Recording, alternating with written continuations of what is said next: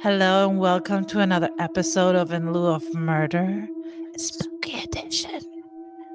I am your host, Ainoa. And I am Amanda Marie. Tonight we are going to talk about the Napa Valley Massacre, which happened on Halloween Mm. 2004.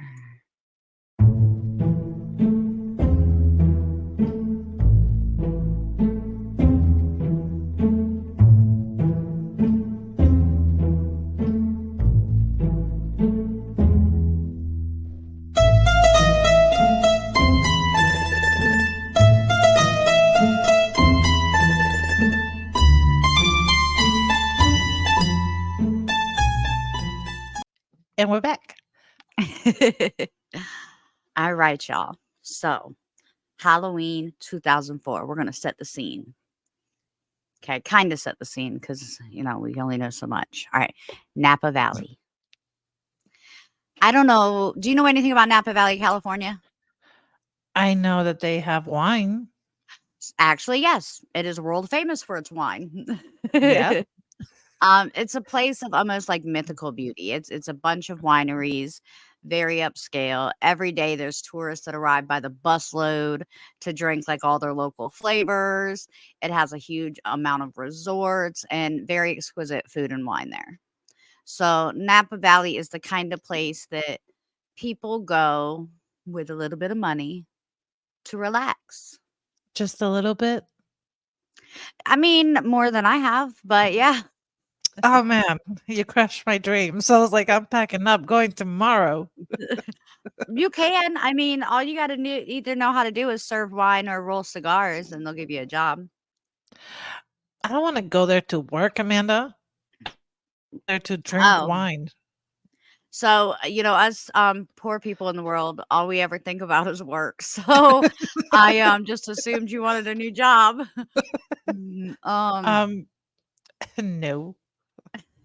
I would like although okay, so this would be me at the wine tasting because I actually don't really know how to differentiate like wine flavors. You know how like people smell the wines and they're like swish it listen. in So their mouth? I one of the big things out here in the mountain is actually wineries too. There's a lot of them. And they're all open to the public, and they're all these spectacular, beautiful places. And my mom and one of her friends took me to one because my mom was like, Amanda, you need to experience the winery. And so that people know I'm not a drinker, like by choice at all. I just don't drink. So she was like, you really got to go to one. Listen, you're an O'Reilly, you're Irish. This is part of your heritage. You should And be a drunk, goddammit.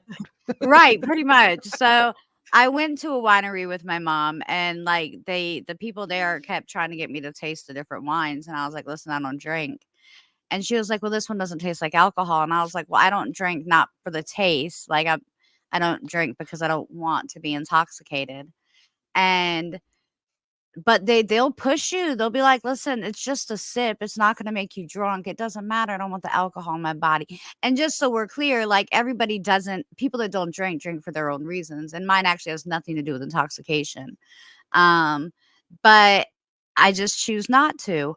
But they will push you and then they'll say things that make no sense to me. Like she was like, "Do you taste like the hint of smoked bourbon in that?" And I'm like, "No, it tasted like wine and it was disgusting." Um, but that's because I'm not a drinker. I mean, Um, I drink wine. I've drunk wine. I drink wine. I just when I read the bottles, and I read the bottles often when I buy it, it'll say like it has hints of chocolate, and then I taste it, and I'm like, there's something wrong with my palate because chocolate is nowhere in this. Like chocolate and berries and oak, and I'm like, "Where?" I just how taste who wants to drink something that tastes like oak? Have you ever bit an oak tree? No one has ever walked by my house and bit an oak tree and been like, "Oh, that tastes like the wine from last night." So, moving back to the story, this is a story about 3 girls, 2 that lost their lives that night. So, it's and I will say, I just wanna put out there for those that struggle with hearing about gruesome attacks, this story may not be for you. I'd love for you to continue to listen, but I would skip the first, like, not the first, but like the middle 10 minutes. So Lauren, Adrian, and Leslie. Let's talk a little bit about these girls. So Leslie grew up on the East Coast. She didn't grow up in the Napa Valley lifestyle. She grew up in South Carolina. Mm. Okay, South Carolina is not known for its wineries. It's definitely known for old money. So she probably grew up around a lot of people that had a lot of money, but she was raised by a single mom and with her brothers on a farm in rural Anderson, South Carolina. So she wasn't used to like the hustle and bustle of a city. She was the only girl, so she was spoiled. She was like a princess. Even when she was a little girl, she used to pretend to be like a teacher and a nurse. And she used to always tell her mom, I'm going to be Miss America before I'm 21. Aw, And she was. really? Yes. So, um, she became Miss Williamson in her town, went on to become Miss South Carolina in a pageant, and went on to become Miss America.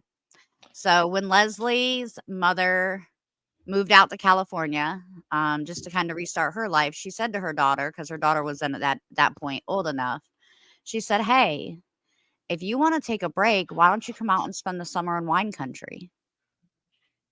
Leslie went out there, went straight to a winery that was owned by the Godfather director, Francis Ford Coppola, and she was hired Coppola. right there on the spot. Coppola? Yep, Coppola. Coppola.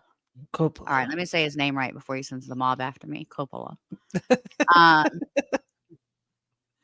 Leslie found a room in a house on Dorset Street in Napa Valley with two other young women, Lauren and Adrian. Um, so that's how kind of she ends up in Napa Valley. Now, Lauren and Adrian grew up, well, kind of right in that area though. Okay, so they were Um, familiar with the right. They knew the area, they knew the people there. okay. So, and it's very important that I put in here that and you'll understand why later. Leslie moved across the US, but, everyone has their ties everywhere. Leslie's best friend, Kelly, was still back on the East Coast, but that was her best friend. So we all know that that means they were on the phone all the time. She came out to visit. She more than likely helped her move, but they didn't specify that or not. So that was her, Leslie's best friend is Kelly. And then Adrian and Lauren were best friends. So Okay. Adrian's mother, Arlene, was on vacation in Australia when she got the news about her daughter. Adrian was her youngest daughter. She, recalls that of the three girls, Adrian was the one who would beat all the odds. And with that being said, that is because when Adrian was 16, she survived a near fatal car wreck. Oh. The car rolled 3 times, and every time Adrian's head hit the pavement through an open window. Ooh, that sounds so painful. She had severe brain damage, severe physical damage, and they said she'd never walk again. But she did? So, yeah, that happened when she was 16 years old, and she went on to live a very prosperous few years. However, it's ironic because prior to this happening, Adrian, her friends, and her mom referred to the accident as the day she should have died. It's giving Harsh, me, Final Fantasy, uh, right? Final vibes. Yeah. Destination. Fine. Either or. Cover. Final I guess, I mean, we run a true crime podcast, so Final Fantasy kind of fits. Um, a Final Destination, that's what I meant, thank you. so, eventually the city of Napa hired Adrian after because of her accident, surviving her accident. There was a school that she really wanted to go to, and they heard of her story. Um, and she had wrote a story to them to get into the school called If Given a Chance. They read Oh, that from her and her story about the accident, and they gave her a full scholarship to California Polytechnic State University so that she could damn. become an engineer. That's fucking awesome. And she did. She finished college and became an engineer with the city of Napa. And she started dating a guy named Christian. Okay. Um, so 10 years later, after the accident that nearly killed her, one of Adrian's other best friends, her name is Lily, remembers that they went out to celebrate the 10th year anniversary of the car wreck. So that would have been 26. Um, and it was just a few months later that Halloween would occur. But she again remembers, the whole family talking and referring to that as the day that she was supposed to die. Now, Lily knew Lauren. And that's one of, again, Adrian's other best friends. Lily knew Lauren. Her and Lauren weren't close, but she knew her. Um, Lauren is gratefully the one that survived this incident. Um, but Lauren was extremely scared. It took her over 5 years to even speak out about the incident that had happened. Um, and even when she went on to 48 hours after the attack, and when they were trying to, locate him and he was going to be put up on Unsolved Mysteries and stuff like that, she refused to do it unless they would shadow out her image Her because face. she was too afraid. Um, Now, Lauren grew up right in Napa Valley. She was an all-star athlete. She had a political science degree. They were three very established, doing well for themselves women, trying to each save on their own accord for a house. And that's why they decided to be roommates. So these women pick and let me go ahead and just do this really quick.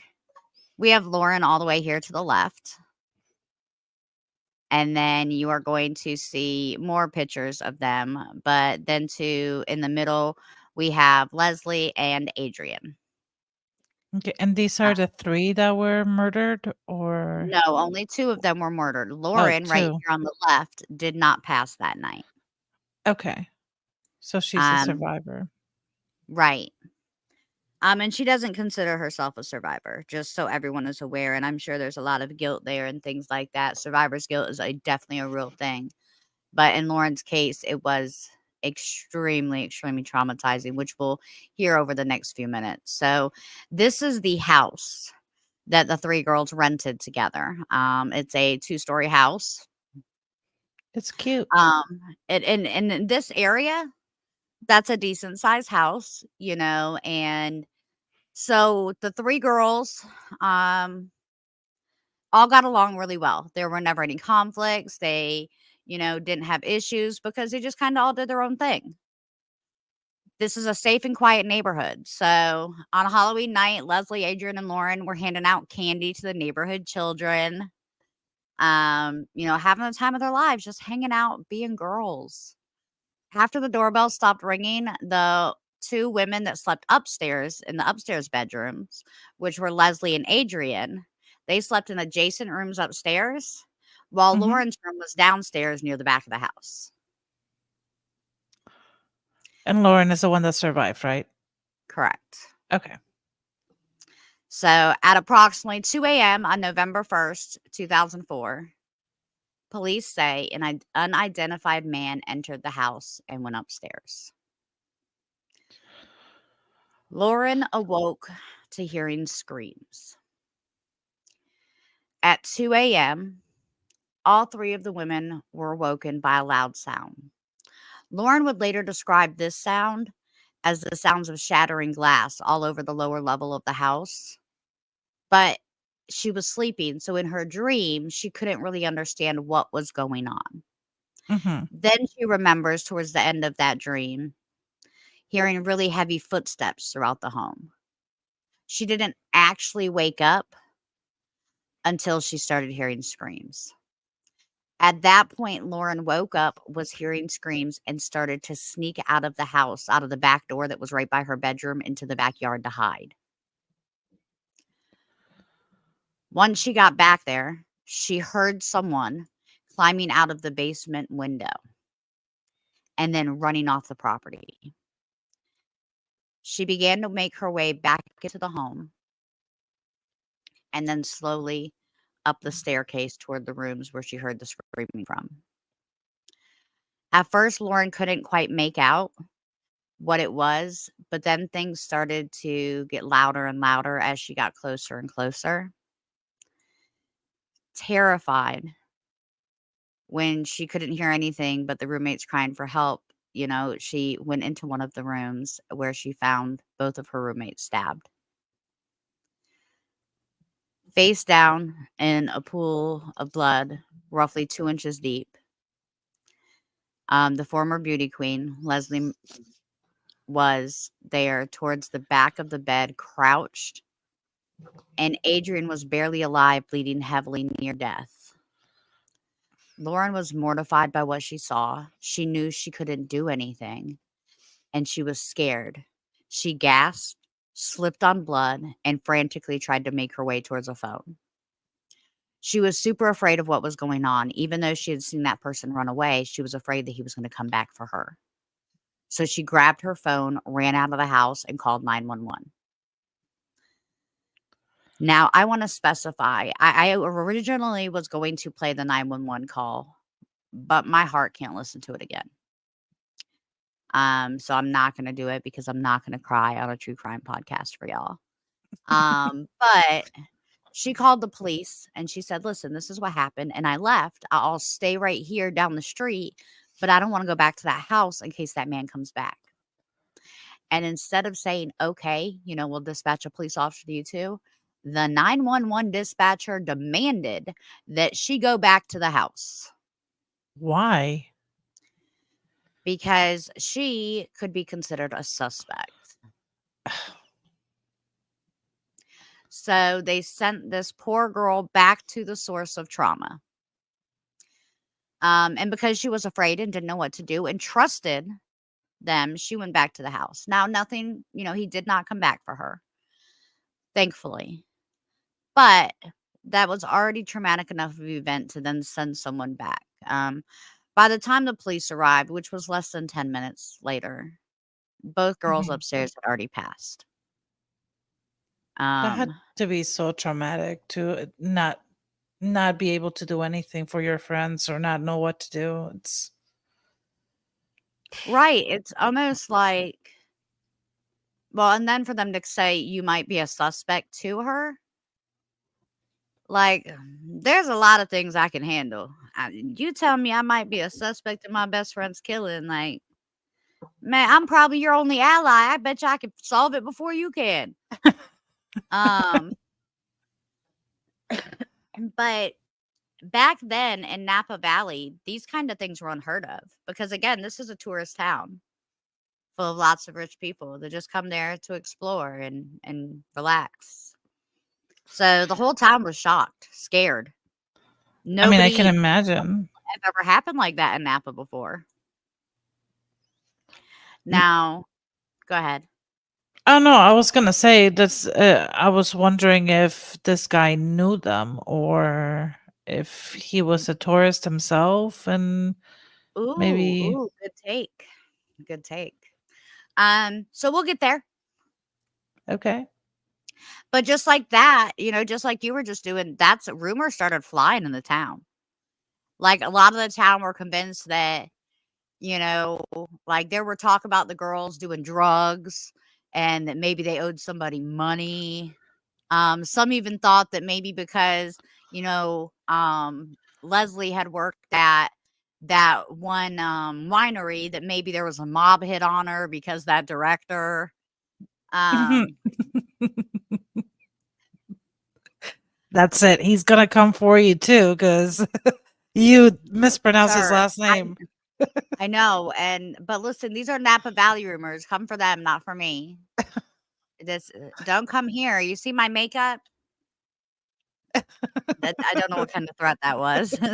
I will Me do your neither. makeup, Coppola, Coppola, Coppola. Coppola, Cupola, Coppola, sir. sir. Alright. So, um, well, and then also there was a lot of, like, rumors saying, like, "Oh, well, Leslie, because she was from the other coast, probably was out here, like, making a bunch of friends and sleeping around and stuff because she didn't have anybody out here, so it's probably someone she knew," which is why, like, her best friend Kelly was questioned. Mm, okay.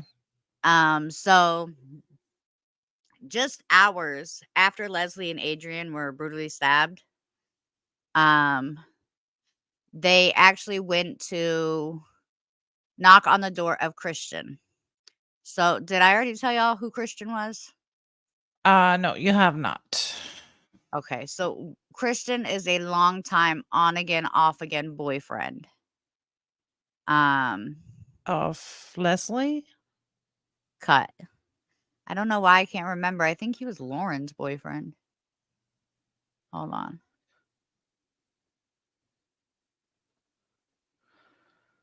Adrian, hold on. Okay. So, no, Christian was a longtime on again, off again boyfriend of Adrian's. It was one of those things where very on again, off again. They would be together for 6 months doing great, and then they would just split. To the point where, like, her roommates just kinda got used to it, like, "Oh, okay, she's upset, it must be, her and Christian must have split again." Mhm. Um so Christian was fast asleep, he opened the door, and there were 5 detectives that jumped on him, yelling at him, asking him, "Where are the knives? Where are the weapons?" And he was like, "All I have right now is 1 knife," and then he just pointed to it. Officers collected that knife from the corner of his room. And Christian says that they also took samples of blood, clothes, and bed sheets and told him to come answer questions at the station. Now, the blood that they supposedly found in Christian's room, he states he has no idea where it came from. He was like, maybe I had a bloody nose, maybe my girlfriend was on her period. And when it came to the two of them, the officers, of course, were like, you have an on again, off again relationship with this girl. You more than likely did this. And he was like, "Listen, it's only on again, off again because she wants a committed relationship. Like, she wants to get married, and I'm not ready for that." Mhm. He was like, "But I love her." And he at this point, they hadn't even told Christian that Adrian died, just that I she mean, was attacked. yeah, but I feel like police do that often, just because they they want to see if the other person slips up. You know what I mean? Like if, for instance, if he knows she's dead and he says something about her being dead and they haven't mentioned her being dead, then you know what I mean? Right. So Christian told police that Adrian would get mad and go out to parties each time they would fight and bring home a new dude. And that's the direction they should look in because she would do that to purposely make him jealous, and maybe she just chose the wrong guy because they had been fighting for the last couple of weeks. Hmm. Christian said that their relationships had a lot of problems, but he had never touched a female out of anger, and that was proven true. Um, so, logically, their instincts, because of how intense this attack was. And I purposely chose not to go into a lot of graphic detail, but both women in that room were stabbed multiple times. You could tell that this was a target, not a random act. Okay. And also a knife is such a personal, It is because you have to eh, get very close to you someone. have to get very, very close. And it's like I don't think that I could if I killed somebody, I don't think I could stab somebody. Like I think it would have to be a different way of killing someone because it's so personal and it is so intimate. And they say a lot of men that see it like serial killers and stuff see the knife as an basically their penis. You Right, know what because I it's mean? the power. Exactly. So, stabbed. So Yeah. after they didn't have leads with Christian, the police decided that Leslie had to be the intended target because this had never happened in Napa Valley before. And Leslie was an outsider and she came from South Carolina. So She brought the thugs with her. clearly she had to be the intended target. They were like, the blood evidence really speaks volume to what happened. Um, and it seemed like Leslie was attacked harder. So she had to have been the intended target. The detectives were also convinced that not only did this person know the target, but of course the girls knew the killer. However, Lauren stated she had no idea who the killer was, but it was dark. Again, it was the middle of the night when this person broke out of the window and ran away through the backyard. Detective Lonergan, was one of the main detectives on the case, said that Adrian may have been awoken and tried to go rescue Leslie, and they think that's what happened, is that she ran into the room to protect Leslie and then in turn was also murdered. They're trying to say that if Adrian had never woke up and gone into that room, maybe she wouldn't have been murdered. I think that as we go on, y'all will learn different. Okay. Um, so all of the girls, because of the amount of stabbing, both girls had to be buried in turtlenecks that went up to their chins. So there are conflicting information provided via the internet about the amount of stab wounds. Um, Now I will tell you that Leslie's mom, Leslie's mom, I'm trying to remember her name. It's like Lauren or something, but yeah, Lauren. So Leslie's mom said that there were more stab wounds on her than she has fingers and toes. So that's over 20. That's overkill. Right, which makes it personal typically from what we learn. Yeah, I'm Uh, passionate. It's and with anger, like you have to be angry to do that. that many times. That many times. Yeah, it's not like not once or twice. Like the intent is not to kill, but to like release. It's like it feels it's a form of you're releasing yourself. You're not just trying And to that's end that part of person's the life. reason. Yeah, that's part of the reason why the police were saying that they think the intended target was just one girl because but both girls had a significant amount of stab wounds. So they don't know who was the intended target. Hmm. So now the killer did hurt themselves during the attacks. They left drops of blood, which was crucial DNA evidence, which is also what ruled out Christian. Um, and the only valuable witness, Lauren, the surviving witness, again, hid in the backyard and was not able to actually see the killer's face. She was in her bed. She opened her eyes. She realized something wasn't right. She heard the screams. She knew she had to get out. And that's exactly what she did. And if Lauren hadn't have done that, She wouldn't be um, here. no. And I wish there was a way to say that to her where she wouldn't feel the guilt that she does. But people who have been in those kinds of traumatizing situations will always have survivor's remorse. Yeah. Um, Maybe guilt for so not growing up sooner, but it But there wouldn't. would have been nothing she could do. If she would have been up there, she would have also been dead, period. Exactly. That's what I was gonna say. If if she would have gone up, she wouldn't have saved them. She would have just ended up being a third. So she did what she needed to do to take care of herself. The only thing Uh, she could do. so as police, questioned Lauren about what she had heard and saw, they began to, firm up their story and their theory that it was Leslie who was the killer's primary target. And not for anything bad or mean, but Lauren just talked about, when they asked her questions, she had told the police, well, Leslie's really popular here. She's beautiful. So when she walks in anywhere, everyone stops and looks at her. So, you know, she traveled to Napa from South Carolina um, with a couple of her friends. And then, like, a couple of her friends have come to visit in the last few weeks. But that was just kind of the lifestyle Leslie led. She had dated a number of men while she was in Napa. Um, and at the time of her murder, Leslie was actually dating 2 men. Mhm. Good for her. And yeah, but both of them were ruled out immediately. So,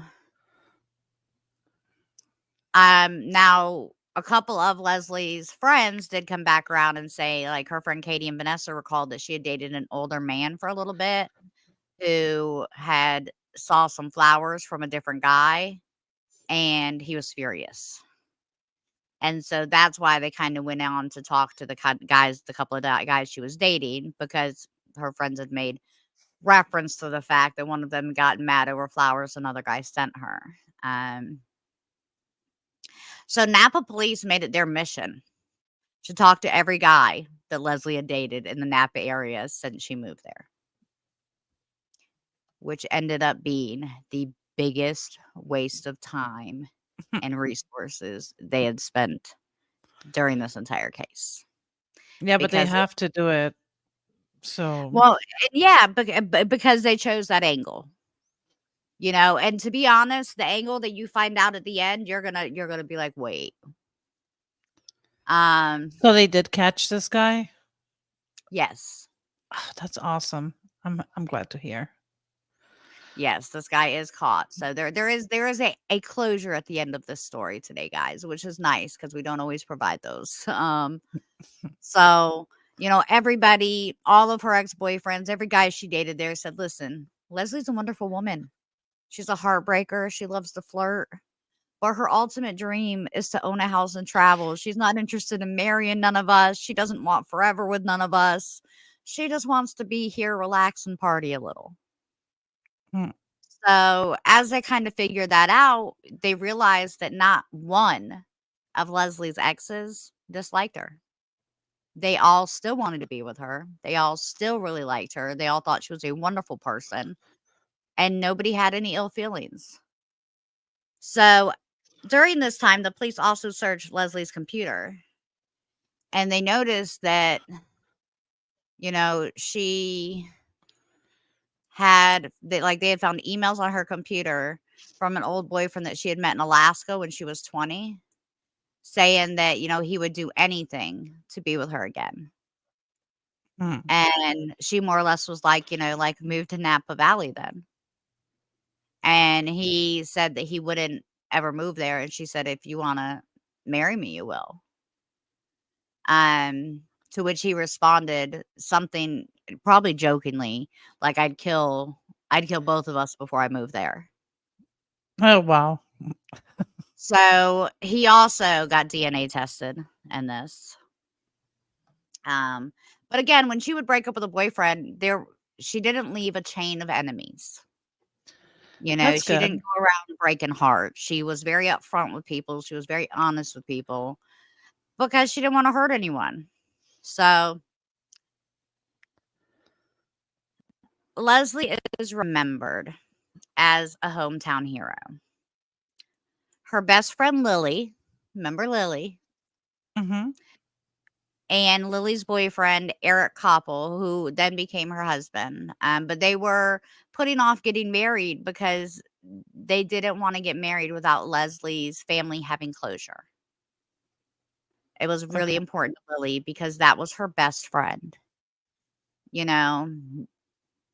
But because the police kept taking longer and longer to identify who had done this, um, it got to the point where, like, I'm sorry, and I said Lily was, Leslie's best friend. Lily is Adrian's best friend, y'all. Kelly was Leslie's best friend. So, Adrian's best friend, Lily, had been putting off getting married because she didn't wanna do it without Adrian there, or at least closure for Adrian's mom. Adrian's mom finally was like, "Listen, you can't put your life on hold for, Adrian not being here."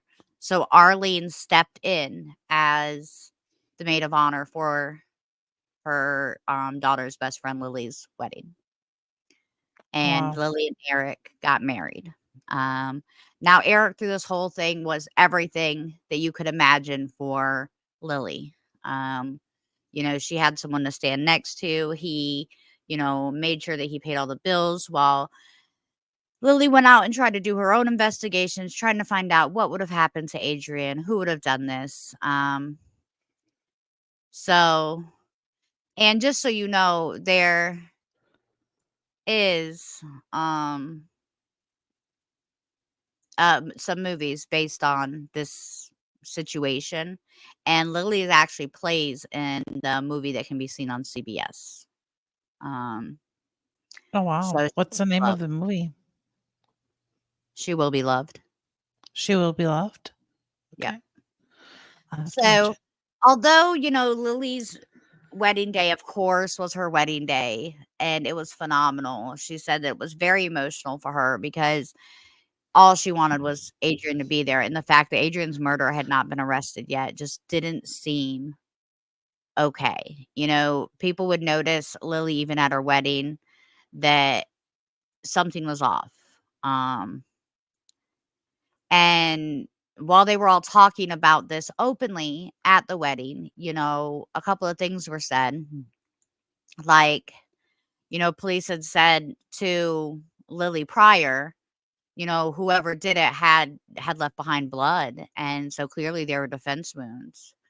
And so when they were talking about it, her fiance was like, "Listen, they're gonna catch this person because they left Mhm. behind blood, like the police said. It's not something that somebody could just walk away from acting fine. Somebody knows something, somebody saw something. They're gonna catch this guy."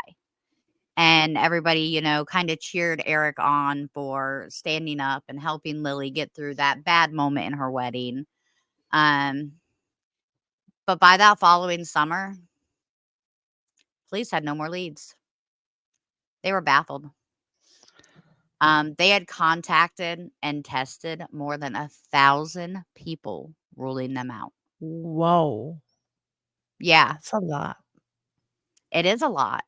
Starting with the inner circle of people that knew the victims and branching out to like friends of friends, ex-boyfriend's friends, ex-boyfriend's new girlfriends. Um, you know, Oh, yeah. It didn't occur to me that it could have been a girl that committed the right? crime. Dun, dun, dun, dun. Let's keep going. So, um, Detective Schulman did go on to say that every man who gave DNA sample was ruled out as a suspect, including Adrian's boyfriend Christian and both of Leslie's boyfriends. Hmm. In September of 2005, almost a year after the murders had taken place. Sorry, my computer just. Maybe we should cut that out. I didn't mean to randomly scream. My mouse started going Yes, all over the computer by itself. I didn't know what to do, so I just got scared and screamed. that was so random. I'm like, is that part of the story? The story? He was like, Okay. ah.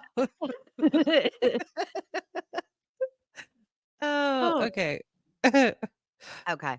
So then in September of 2005, almost a year after the murders, police decided to make public a new piece of evidence that they didn't make public before. Which was? They had Dun-dun-dun. located several cigarette butts outside the house that had been smoked down to the filter with DNA on them. Ooh. Is it the same DNA The from the DNA blood? matched the blood inside the house. So So he had been watching them. at this point, they knew that this person um, smoked Turkish Gold cigarettes. I've never seen those. It's a Camel cigarette. Oh, okay. And they had only recently been on the market, so they weren't like it was a newer cigarette. So their assumption was it was probably new smoker. So Okay. they made it public at that point on purpose, um, to help try to identify the killer. Because So I'm guessing not a lot of people, since it was a new, like, product, maybe not everybody had started smoking them yet? right, because most people when they start smoking cigarettes stick to the kind that they like the best. Yeah. So, um, now we're gonna get into a little bit of information, and then I'll tell you how we got that information.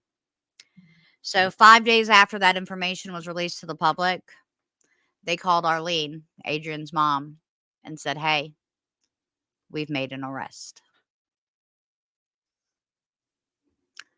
Mm. Arlene was stunned. I didn't know what to say, so I just said, "Who is it?" And the police advised that they arrested Eric Koppel, Lily's husband. What? Arlene said that when she learned who it was, she was shocked. She was overcame with grief. She had no idea what to say, but knowing that the police believed that Lily's husband um, was the killer only brought back some like really bad thoughts of the gruesome murder. So she was just like, okay, and she got off the phone. Hmm. Um, so Koppel was never it was never like he was under investigation or thought to be a suspect for a very long period of time. He had showed up at the police station with his wife and other family members. He, was interviewed just like everybody else and made admissions that linked him to the crime without realizing he did, like the fact that he smoked Turkish Gold cigarettes. They gonna get you those cigarettes. They're bad for your health. um, so Koppel actually stopped smoking cigarettes um, right after this happened.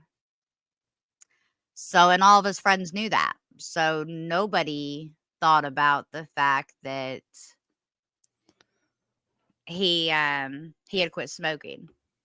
And it's not even like Koppel wasn't even on their radar, man. He Hmm. wasn't. So wait, he quit smoking after he killed Yeah, him? so right after he killed them, he realized that he left cigarettes at the crime scene. So So he that's was the like, reason he "Hey, quit? if I quit smoking, they'll never catch me." So he quit smoking. And then Hmm. when the police announced, "Hey guys, the person smoked Turkish brand cigarettes by Camel." Now, let me ask you this, Inoa. If it wasn't for the fact that you were my best friend, if you were just someone that kind of knew me, like you were a friend of mine, Mhm. and I quit smoking, would you remember 10 months from now what kind of cigarette I used to smoke? I think so. I would. So that's what Koppel was thinking in his head. So, the police went out there and they were like, listen, whoever the killer is smoked Turkish brand cigarettes. Koppel freaked out. He called the police and he was like, yo, it's me. Oh, you gotta be kidding me. No, he freaked out. He thought all his friends would turn him in and know that it was him. He So he confessed. immediately confessed. Immediately. Because he said they would have figured it out anyways when they ran the DNA. Now, he did not have any prior charges. His DNA was not in the system, and they had ran the DNA on this thing thousands of times already because of all the other people. But in his mind, So they he had just wasn't even on the radar. Like, was he no, in the radar at all? not at all. Oh, thank God he Not was by stupid anyone. and he was caught. He So, and actually all he did is call and say those were my cigarettes. He didn't flat out say that he killed them. And so they're like, okay, well, then we need a DNA sample. And That's they were actually stupid. asking for a DNA sample to rule him out because he was that girl's best friend's fiance. So they were going to rule him out, rule the cigarettes out of the murder, but They they were matched the like, "We need a DNA. DNA." Yeah, they matched the DNA from the blood in the room. But they were still like but when they brought him in, he immediately broke down and was like, "I did it all because Adrian took up too much of Lily's time, and I needed her to be able to focus on getting married." Are you serious?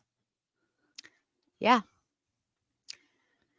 Um, Lily would comment on how obsessed Eric was, like he was a neat freak, nothing could be out of place.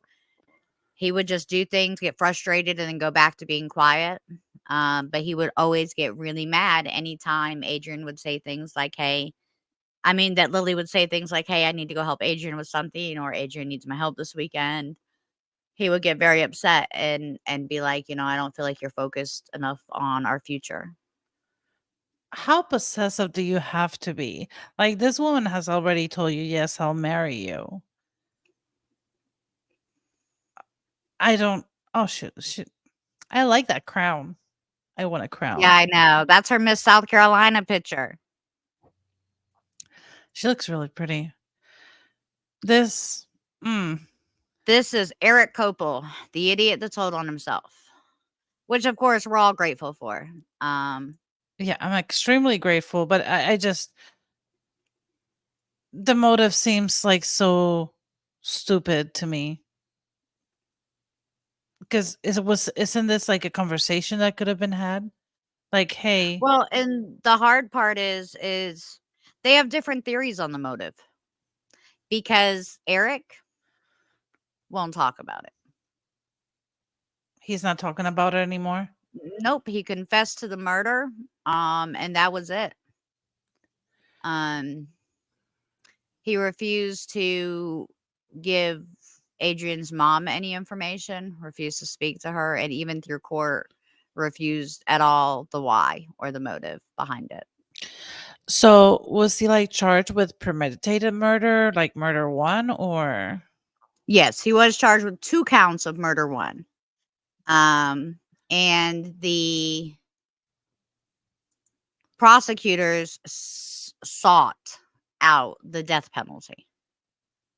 I hope they got Um, it. so they didn't. Um, but they asked for the death penalty.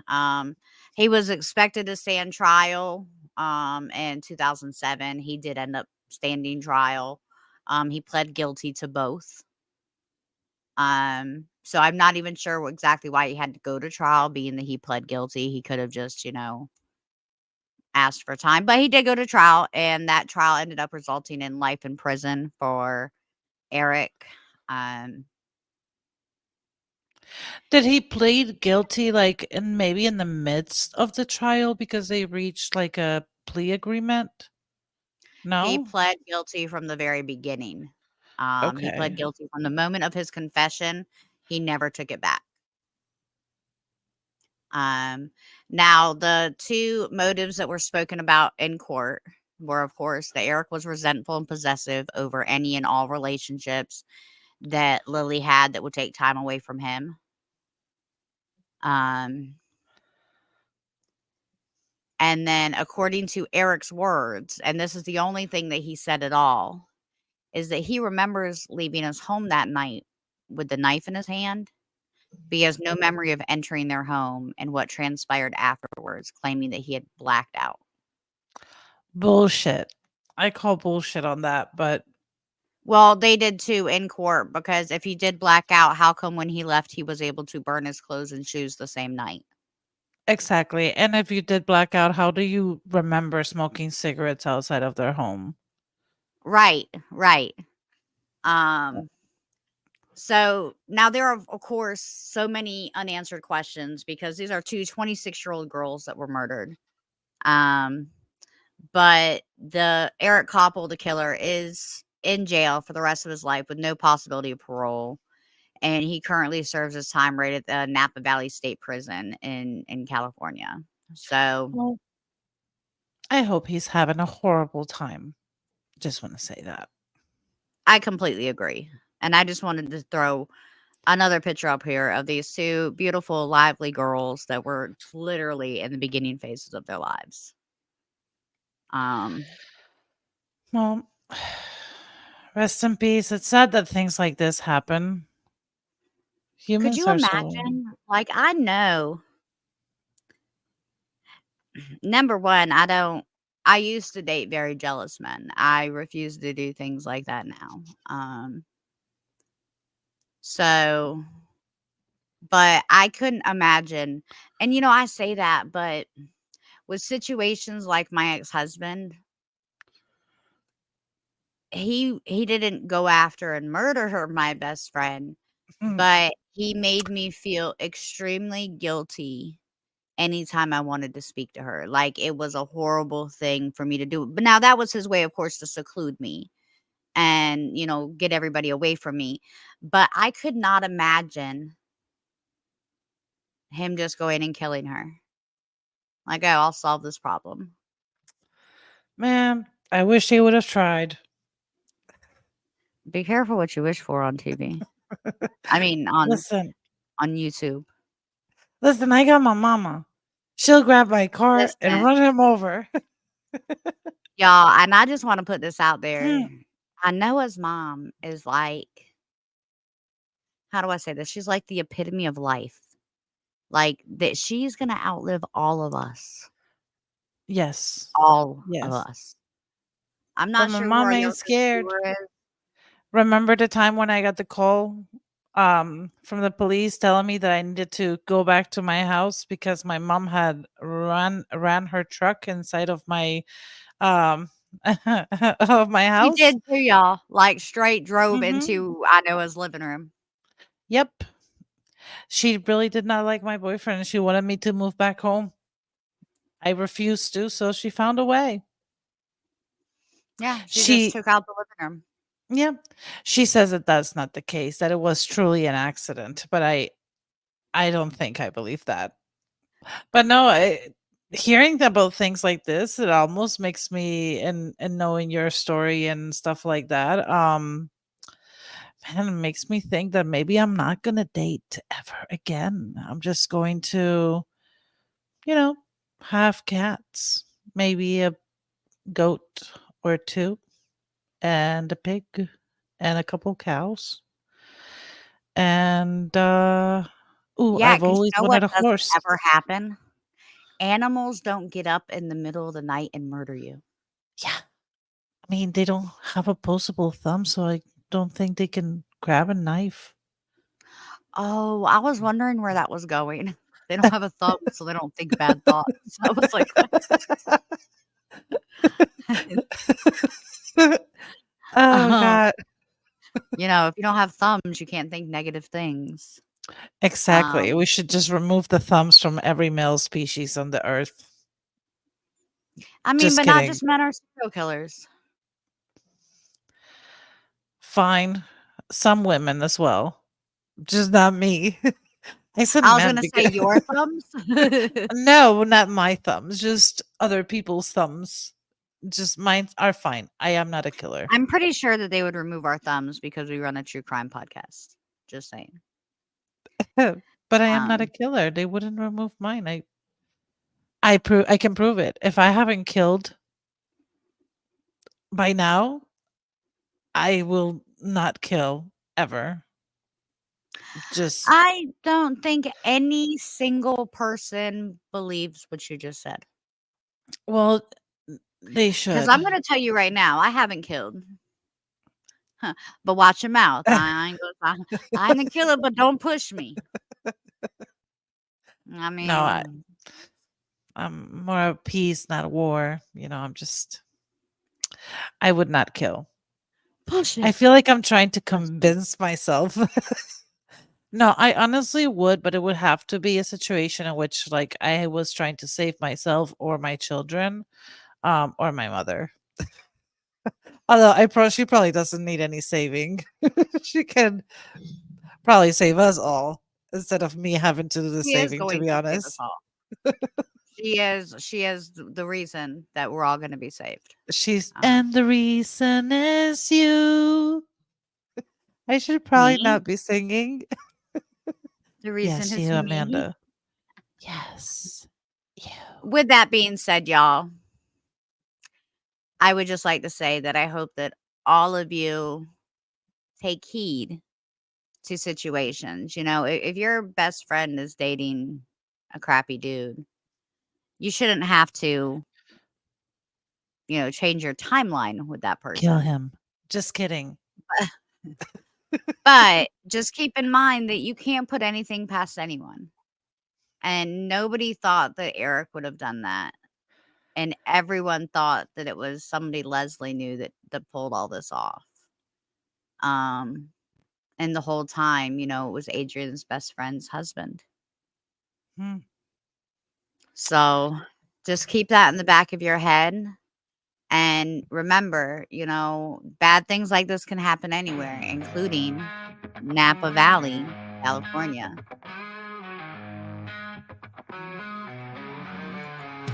Have a good night. Like and subscribe.